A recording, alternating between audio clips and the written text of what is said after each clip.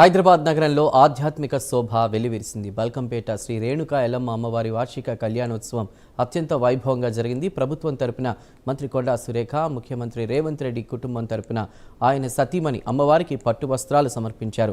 కళ్యాణోత్సవాన్ని తిలకించేందుకు వేలాది మంది భక్తులు ఆలయానికి పోటెత్తారు. ఆలయాన్ని విద్యుత్ దీపాలు, పుష్పాలతో సర్వాంగ సుందరంగా అలంకరించారు. భక్తుల రద్దీ దృష్ట్యా 2 రోజుల పాటు ట్రాఫిక్ ఆంక్షలు అమల్లో ఉన్నాయి. ఇక రేపు అమ్మవారి రథోత్సవాన్ని కూడా ఘనంగా నిర్వహించనున్నారు. దేవాదాయ శాఖ మంత్రిని గారు శ్రీమతి కొండా సురేఖ గారు వచ్చి అమ్మవారికి ప్రత్యేకమంటి మంగళ ద్రవ్యములు, సౌభాగ్య ద్రవ్యములు, కళ్యాణ వస్తువుల్ని కూడా ఇప్పుడు సమర్పణ చేశారు. గణపతి పూజ చివరికి వచ్చింది.